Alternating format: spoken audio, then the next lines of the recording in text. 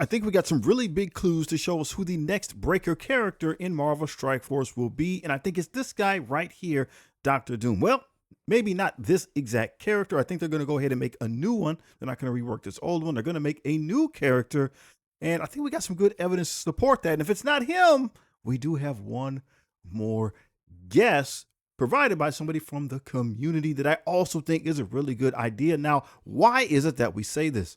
There are actually a couple really important reasons why. If we look at chapter 3, we recognize that there's a call out right there to Avengers Doomsday. So there will be some type of a movie tie-in. And just as the same way that Spider-Man Brand New Day has a movie tie-in and it's in the game right now, something similar will be happening for Avengers Doomsday. The game is filled with these character takeovers, as they say. So we got this web assemble milestone that's right here in the command center. We have a bunch of spider-themed events, including symbiote characters. We got a legendary character based on the movie. We have Scorpion, the Breaker version. And we have a team that's kind of built around the main characters of the movie, Spider-Man Brand New Day. So obviously we have Spider-Man, we have the Hulk, and we have Rachel Cole Alves. She is a female protege of the Punisher. So they didn't rework the Punisher because he was already in the Vigilante team, but they have another character that obviously you're going to get the point. So I'm equally confident they're going to do something just as in-depth when it comes to Avengers Doomsday. Now, obviously, we don't know a whole lot about the movie. It'll be quite some time before we do, but everybody knows who Dr.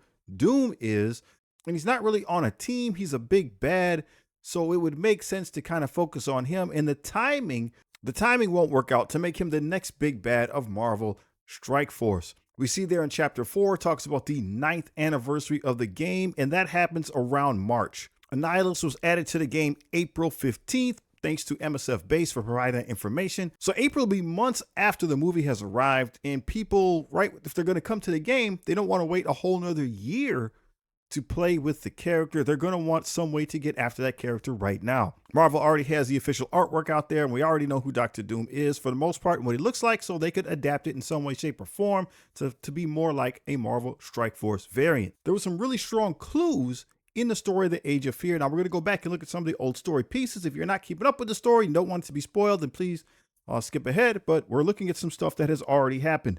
If we go into Age of Fear, Breaker of Worlds, so we're going way back. That last section there, growing fractures, we see Dr. Doom is on the artwork. And if we go in there and all the way back to story portion number 4, we start getting into a little bit, right? There's just this little snippet of story that has to do with Dr. Doom. So Dr. Doom is volunteering to go back to Earth and help out where the problems are starting, right? Nick Fury obviously says he doesn't trust him. And being very short, Nick Fury finally agrees to allow Dr. Doom to head back.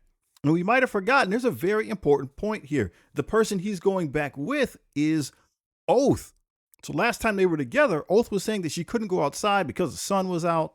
Then Doom gives his report back to Fury, saying that the whole city's falling apart and Oath won't be much use to me, right? Referring to Doom, Oath won't be much use to me until sundown.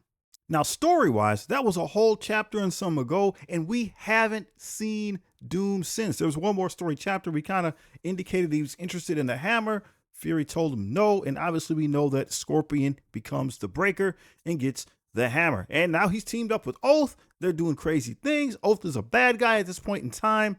And again, this happened last chapter. We haven't seen Doom since.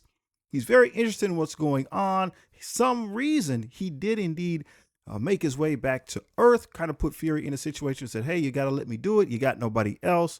So what is his reason for doing that? It is sinister, right? He's definitely up to no good. I think that he recognizes that there's power there and he has an opportunity to become a Breaker. If he doesn't end up becoming the next legendary character, then maybe he'll be the new Chase character when it comes to the Orange Isotope 8. Either way, we know that a Doomsday version will be making its way into Marvel Strike Force at some point. So if he's not going to be the legendary character for chapter 3, then who could it be? Well, if we look closer at the artwork there, he really does look like another character that a channel member pointed out. So Mr. B-Bold Gaming, he comments frequently on the channel. He has his own channel talking about different games. Feel free, please, to check his content out. And we got into this information, this discussion about Sabretooth. It was during the Krakoan era, but it really stuck with me and it really drove me to this conclusion. And the current model of Sabretooth that we have fits a lot, right? The hair looks about right, you know, where the spikes and things like that would be on the fur of his jacket there. That looks about right as well, right? Those things look pretty similar. And there's a couple other reasons why we think this might be the case. What they're doing with these legendary characters, these breakers, they're also giving them a team. And they're taking characters that we haven't used in quite a while and reworking those characters. So at the bottom of my roster here, I got a bunch of supernatural characters because I don't really build those. But as we go and get through the minions here, the guys that start to pop up next, for example, there we have Blob and Toad, right? So we have original members of the Brotherhood. They haven't been touched in quite some time. They could get reworked. They could be a brand new team, a new Breaker version, a new Breaker Brotherhood or something like that to work with Sabretooth. We also have Mystique. Again, she's a character we haven't used in quite some time, so she would be in that same category. Pyro is another character. It's been a while since he's had a little bit of love, a little bit of touch up. He'd be a good character. I like Pyro.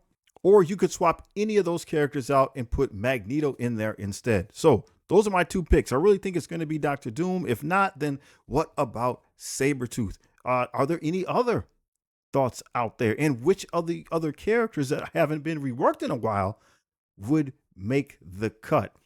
Maybe even that last Breaker character. I think we all know who that last Breaker character is. We won't say it in case people don't want to get spoiled. But again, what characters would you use to put on that person's team as well? Very interesting time in Marvel Strike Force. We're getting to the point where virtually every character in the game is going to be usable. That's very interesting. An excellent time to be playing Marvel Strike Force. This is what I think. I'd like to know what your thoughts are on the matter. Take care of yourself and your family. Peace.